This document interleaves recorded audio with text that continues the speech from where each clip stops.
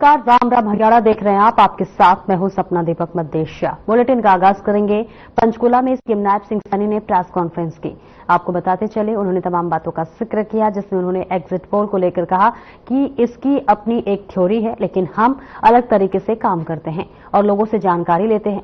CM ने कहा कि अभी तक हम अकेले सरकार बना रहे हैं, किसी की जरूरत पड़ेगी तो व्यवस्था सभी है। इसी के साथ ही उन्होंने वीरेंद्र सिंह और इसी के साथ साथ अशोक तंवर समेत कांग्रेस पर निशाना भी साधा।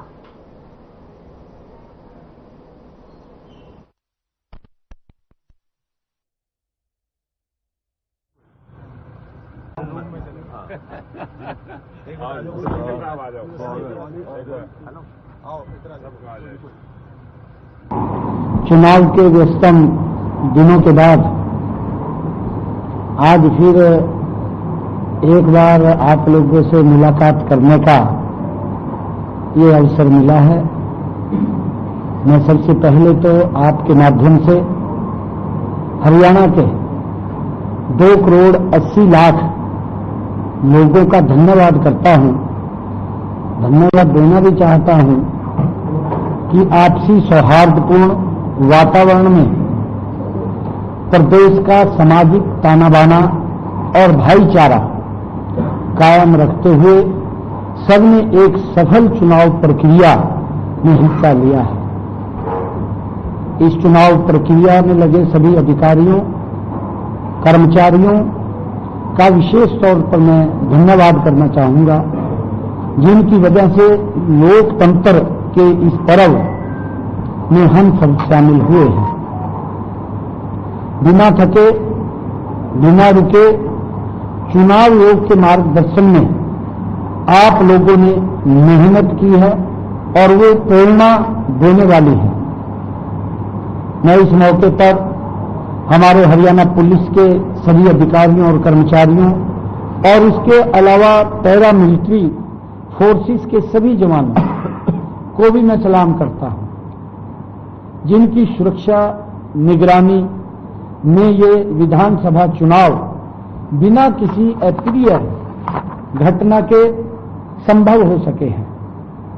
आप सब जवानों की मेहनत के चलते हमारे देश के आंतरिक सुरक्षा संभव हो पाती है।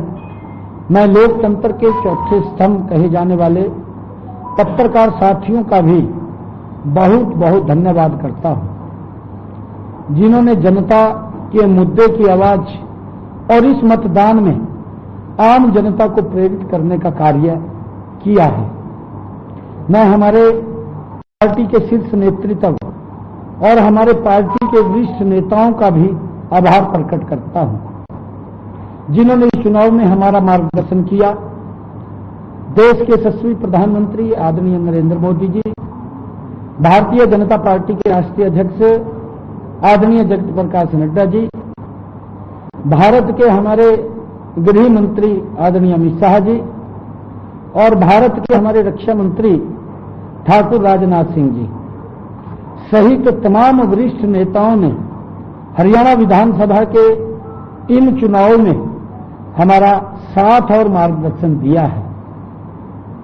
और सबसे आखिर में मैं अपने संगठन के लाखों कार्यकर्ताओं को भी, हरियाणा प्रदेश के भारतीय जनता पार्टी के लाखों कार्यकर्ताओं का मैं दिल से धन्यवाद करना चाहूंगा, जिनकी वजह से हमारा संगठन विश्व का सबसे बड़ा संगठन बनकर तैयार हुआ है। मैं धन्यवाद करना चाहूंगा जिन्होंने पूरी तन्मयता से पार्टी के साथ विचारों को आम जनता तक पहुंचाने का कार्य किया है। कड़ी मेहनत करते हुए लोगों तक पार्टी, सरकार की बात और पार्टी के विषय को, कि हमारी पार्टी की दल की सरकार ने जो जो काम किए हैं, हमारे सभी कार्यकर्ताओं ने मजबूती से आम जनता तक उन बातों को पहुंचाया। उन्होंने कड़ी मेहनत की है। मैं सभी हरियाणा के हमारे पार्टी के सभी ज्येष्ठ श्रेष्ठ कार्यकर्ताओं का दिल से धन्यवाद करता हूं, उनको भी सलाम करता हूं कि दिन रात मेहनत करते हुए वो लगे रहे हैं। और आपके माध्यम से मैंने आज इतना विषय ये रखना था और मैं सभी का दिल से बहुत बहुत धन्यवाद करता हूं। आप सबका भी धन्यवाद करता हूं।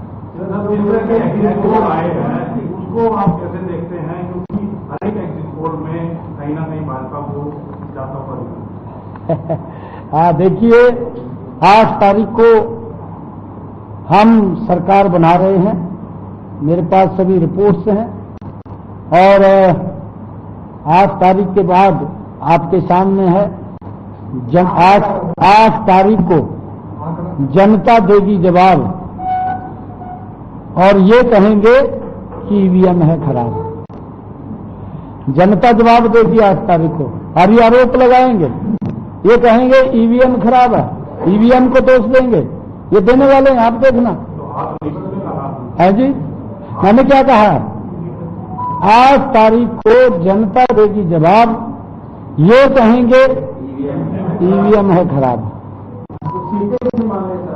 मैंने कहा कि पूर्ण बहुमत से हम सरकार बना रहे हैं और देखिए कई सीटों के ऊपर हमारा मुकाबला था, इससे हम अछूते नहीं हैं।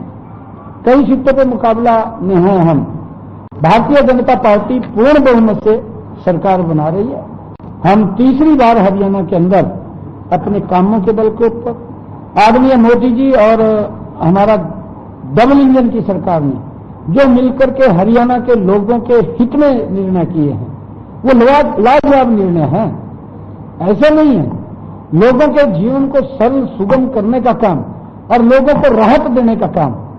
जो कांग्रेस ने लोगों को लाइन में खड़ा कर दिया था, जो कांग्रेस ने लोगों को प्रताड़ित किया था कि गैस का सिलेंडर भी 4 दिन के अंदर मिलता था, 4 दिन में भी अगर अंतिम व्यक्ति को नहीं मिल रहा तो अगले 4 दिन वेट करनी पड़ती थी, उससे भी राहत दिलाई है।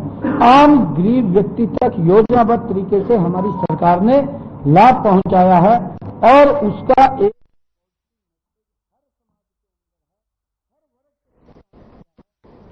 हरियाणा के नेता प्रतिपक्ष भूपेंद्र सिंह हुड्डा का बयान सामने आया है। उन्होंने कहा है कि मैं शांतिपूर्ण चुनाव संपन्न कराने के लिए हरियाणा के सभी मतदाताओं को धन्यवाद देना चाहता हूं। एग्जिट पोल कल आए, लेकिन मैं लंबे समय से ये कह रहा हूं कि लोगों ने अपना मन बना लिया है। कांग्रेस पार्टी को भारी मोहब्बत के साथ सत्ता में लाना है। पहले तो मैं हरियाणा की सभी जनता को, जितने मतदाता थे, उनको हार्दिक धन्यवाद करता हूं कि वह शांतिपूर्ण जो है ये चुनाव हुआ है, कोई ऐसी दुर्घटना नहीं घटी है, तो उसके लिए मैं सभी का आभार व्यक्त करता हूं और अच्छे तरीके से चुनाव हुआ है। और जब एग्जिट पोल है ये तो कल आए हैं, मैं तो कितने दिनों से कह रहा हूं भाई लोगों ने मन बना लिया है, कांग्रेस की सरकार बनाएंगे, भारी बहुमत से कांग्रेस की सरकार बनने जा रही है। भाजपा के नेता तो भाजपा के नेता तो ये कह रहे कि एग्जिट पोल है, कुछ नहीं है, खाली मीडिया का ढूंढना। मैं क्या कह रहा हूं, मैं भी ये कह रहा हूं एग्जिट पोल तो कल आया, तो पहले से कह रहा हूं कांग्रेस की सरकार बनने जा रही है। सर, क्या वजह रही जो आप इस तरह से कह रहे हैं कि सरकार कांग्रेस की बनने जा रही है, मतदान किया लोगों ने, क्या वजह आप देखते हैं कि कांग्रेस को मैंडेट देने जा रही है? क्योंकि 2005 से 2014 तक कांग्रेस की सरकार रही, उसकी उपलब्धि देखी लोगों ने, और ये 14 से 24 तक जो ये मौजूदा सरकार रही बीजेपी जेजेपी की, इसकी विफलताएं देखी। जो प्रदेश 2014 में प्रति व्यक्ति आय में, प्रति व्यक्ति निवेश में, कानून व्यवस्था में, नौकरी देने में और खेल खिलाड़ियों में नंबर 1 का प्रदेश था पूरे देश में, वो आज नंबर 1 हो गया। बेरोजगारी में, महंगाई में, कानून व्यवस्था बिल्कुल चरम आ गई, ऐसा प्रतीत सरकार है ही नहीं।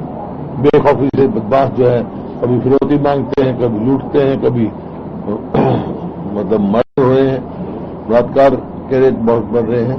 और खेल खिलाड़ियों को तो पता ही है, अपने जो पहलवान बेटियां, कोई भी खिलाड़ी हो जिन्होंने देश का नाम रोशन किया है, उनको भी न्याय नहीं मिल रहा। नायब सैनी जी कह रहे हैं कि तीसरी बार बीजेपी की सरकार है। नायब सैनी जी कह रहे हैं कि तीसरी बार भी बीजेपी की। वो क्या कहेगा वो तो मैंने कहा है ना, उनकी तो एक झूठ की दुकान है, सुबह झूठ बेचना शुरू करते हैं। डिप्टी सीएम दुष्यंत चौटाला कह रहे थे कि जो सत्ता बनेगी वो चाबी हमारे पास रहेगी। अब लग जाए आपको पता, चाबी खुगी उनकी।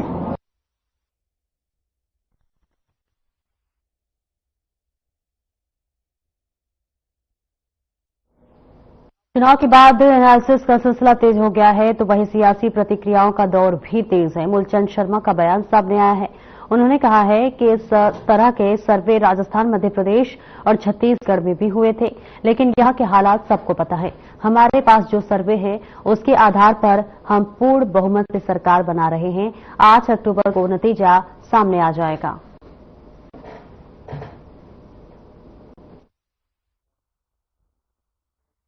ऐसे अपने अपने लोग सर्वे देते हैं। जो सर्वे जो पूरे हरियाणा में है और सर्वे में भारतीय जनता पार्टी की सरकार बनेगी और जिस तरह की जानकारी मुझे मिल रही है हमें भी, और हर व्यक्ति भारतीय जनता पार्टी के पक्ष में है और आने वाले समय में 8 तारीख को भारतीय जनता पार्टी की पूर्ण बहुमत सरकार बनेगी। और मैं मानता हूं कि जिले फरीदाबाद में कि 6 की 6 भारतीय जनता पार्टी जीतने वाली है और इस तरह के हर जिले के अपने सर्वे हैं और सर्वे जो लोगों में उत्साह, जो जोश है, इससे तीसरी बार भारतीय जनता सरकार। लेकिन जो तमाम सर्वे आ रहे हैं, तमाम टीवी चैनल्स के, तमाम एजेंसियों के, वो कह रहे हैं कि सरकार जो है इस बार कांग्रेस की बनने वाली है बहुमत के साथ। सर्वे तो मध्य प्रदेश के हुए थे, सर्वे तो राजस्थान में हुए थे, छत्तीसगढ़ के सर्वे आए थे।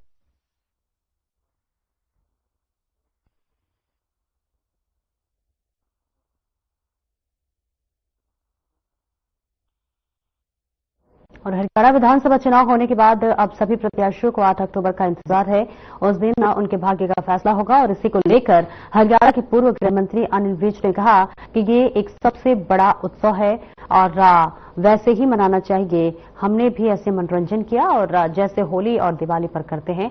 उन्होंने कहा है कि टेंशन किस बात की है, क्योंकि वे भारी मतों से जीत रहे हैं। और वही एग्जिट पोल में कांग्रेस को बहुत बढ़त दिख रही है। इसको लेकर राविज ने कहा कि एग्जिट पोल की पोल पहले भी बहुत बार खुली है।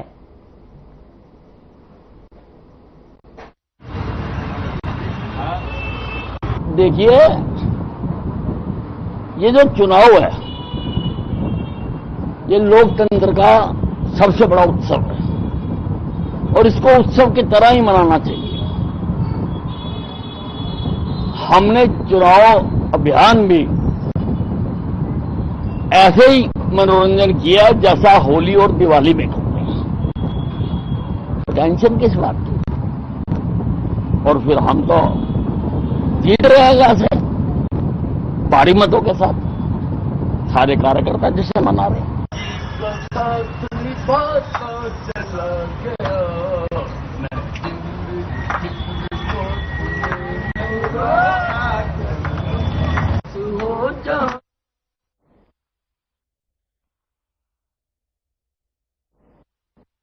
और नूह में मतदान खत्म होने के बाद कांग्रेस नेता आफ्ताब अहमद कार्यकर्ताओं के बीच पहुंचे।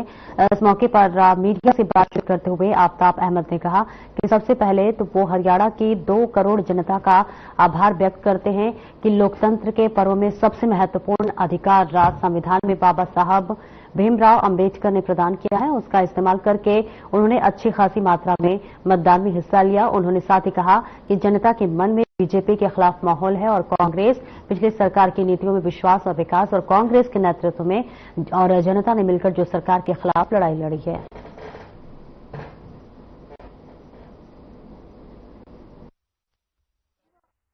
सबसे पहले तो मैं हरियाणा की 2 करोड़ जनता का आभार व्यक्त करता हूं कि लोकतंत्र के पर्व में और सबसे महत्वपूर्ण अधिकार जो संविधान ने बाबा भीमराव अंबेडकर ने हमें प्रदान किया है, उसका इस्तेमाल करके उन्होंने अच्छी खासी मात्रा में मतदान में हिस्सा लिया। और जिस तरीके से हम पहले से कह रहे थे कि भारतीय जनता पार्टी की 10 साल का शासन बदहाली का रहा है, इसमें जनता त्रस्त है, जनता के मन में जन आक्रोश बीजेपी के खिलाफ है और कांग्रेस की पिछली सरकार की नीतियां, उसका विश्वास, उसका विकास और जो कांग्रेस के नेतृत्व ने, कांग्रेस के नेताओं ने और जनता ने मिलकर जो इस सरकार के खिलाफ लड़ाई लड़ी है,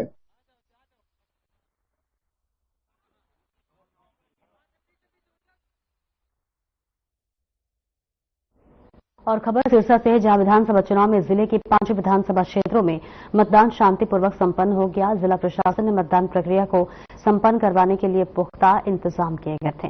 बताते चले कि 5 विधानसभा सिरसा, डबवाड़ी, कलावली, ऐलानाबाद और रानिया क्षेत्र से चुनाव लड़ रहे कुल 54 प्रत्याशियों का भाग्य ईवीएम में कैद हो गया है, जिसका परिणाम 8 अक्टूबर को मतगणना के बाद घोषित किया जाएगा। और इसको लेकर जिला निर्वाचन अधिकारी और उपायुक्त शांतु शर्मा ने कहा कि जिले में चुनाव शांतिपूर्ण और सफलतापूर्वक संपन्न हुआ है और इसी के साथ साथ महिलाओं, बुजुर्गों और युवाओं ने उत्साह के साथ मतदान किया है।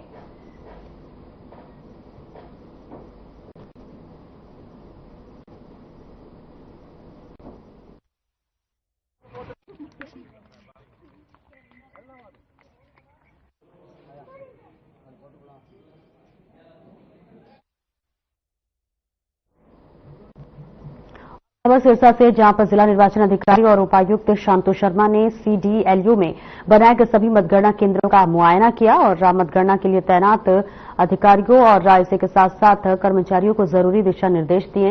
इस दौरान जिला निर्वाचन अधिकारी ने अधिकारियों को कहा कि मतगणना का कार्य बहुत बड़ा, संवेदनशील और महत्वपूर्ण है, इसलिए पूरे धैर्य और बिना विचलित हुए सहज रूप से कार्य करें। और इसके साथ ही उन्होंने संबंधित आरओ से कहा कि कोई भी ऐसी गतिविधि मतगणना केंद्र में न होने दे जिससे कि मतगणना प्रक्रिया बाधित हो और किसी तरह की कोई भी परेशानी सामने आए। और इसी के साथ साथ जिला निर्वाचन अधिकारी ने सभी मतगणना केंद्रों का जायजा लेते हुए वहां पर की गई तमाम प्रबंधों और व्यवस्थाओं का जानकारी ली और अधिकारियों को इस बारे में अवगत कराया और आवश्यक दिशा निर्देश भी दिया।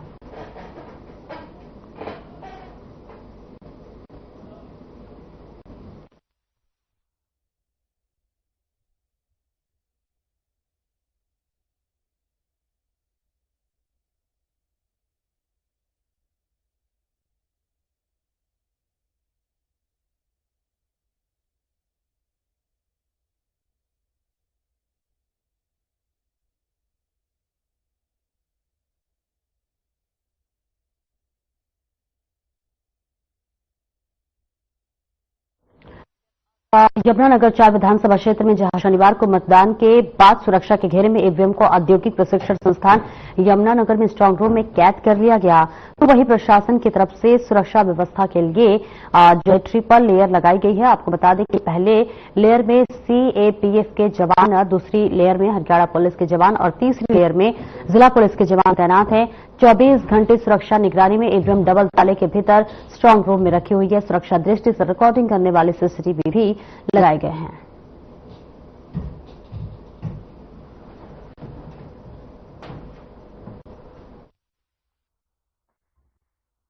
तैयारियां सही हैं, आपने भी नोट की हैं।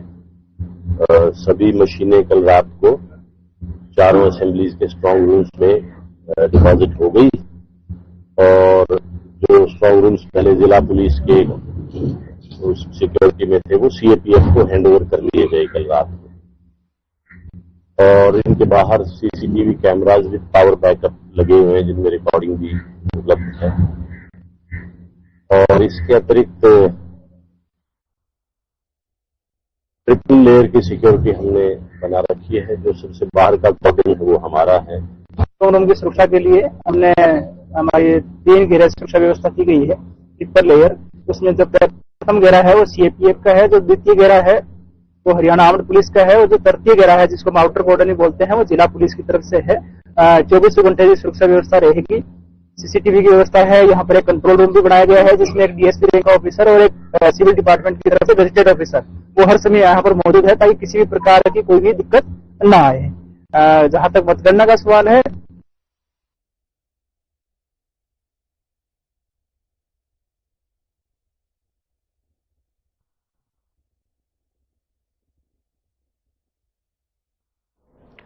के नेहरू कॉलेज में मतदान के बाद रखी गई ईवीएम मशीन के स्ट्रांग रूम पर सुरक्षा व्यवस्था का कड़ा पहरा है और सुरक्षा व्यवस्था का जायजा लेने के लिए जिला उपायुक्त शक्ति सिंह स्वयं नेहरू कॉलेज पहुंचे और इसी के साथ साथ वहां की सुरक्षा व्यवस्थाओं का जायजा लेने के बाद सुरक्षा व्यवस्था को लेकर संतोष जताया।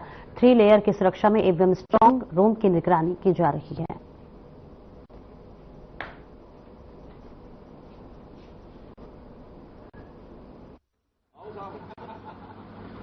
आपने देखा ईवीएम के लिए 3 परत का सुरक्षा है, 3 लेयर में सिक्योरिटी है। जो स्ट्रांग रूम है उसके इमीडिएटली सामने जो जो CAPF central arm police force है उनके जो पुलिसकर्मी हैं वो तैनात हैं। उसके बाद जो सेकेंड लेयर में आप देख रहे हैं साइड में, ये हमारे हरियाणा के इंडियन IRB के पुलिस है और जो आउटर पैरामीटर है वो डिस्ट्रिक्ट पुलिस का। आवागमन के लिए क्या पाबंदी है सर? यहाँ पर केवल जो अधिकृत व्यक्ति हैं वो उनको अनुमति है। जो कैंडिडेट के प्रतिनिधि हैं उनको LED के द्वारा लॉक का लगातार डिस्प्ले दिखाया जा रहा है। हर स्ट्रांग रूम के सामने अलग से एक ड्यूटी मजिस्ट्रेट तैनात है जो 8-8 घंटे के शिफ्ट में 24 घंटे तैनात है। और खबर सिरसा से, जहां पर था लड़का के मुख्य चौपाल में गांव की बेटी कंचन लावा का 14वीं हॉकी इंडिया जूनियर महिला नेशनल चैंपियनशिप में भाग लेकर गांव पहुंचने पर ग्रामीणों ने नेशनल खिलाड़ी का भव्य स्वागत किया। इस मौके पर ग्रामीणों द्वारा कंचन लावा को राजस्थानी साफा एवं पुष्प गुच्छ भेंटकर उनका स्वागत किया गया तथा खेल प्रेमियों ने केक काटकर खुशियां जाहिर की।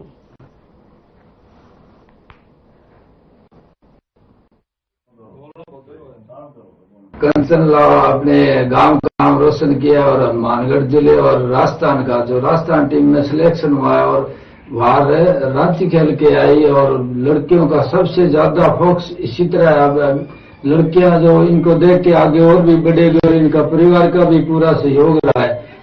गरीब परिवार होते हुए भी इतनी खेलकूद प्रतियोगिता में भाग लिया है और सबसे बढ़िया है परिवार का सहयोग और गांव का।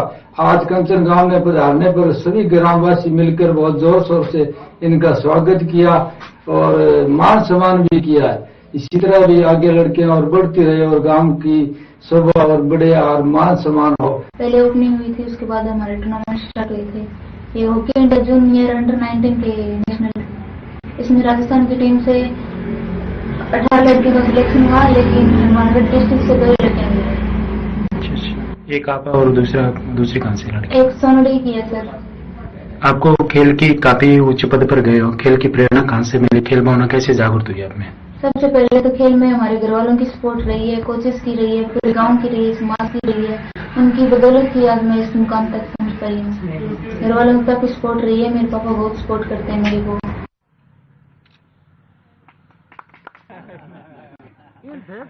आप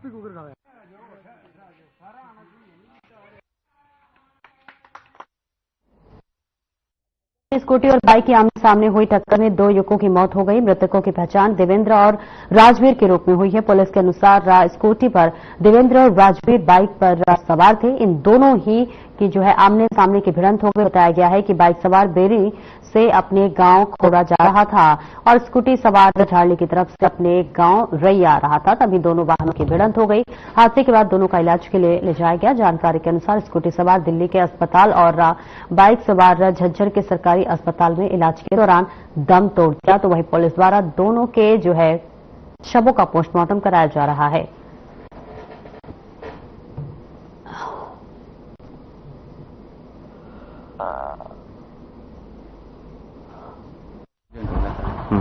जिसमें दोनों ड्राइवर एक्सपायर हुए। एक स्कूटी वाले ड्राइवर का नाम है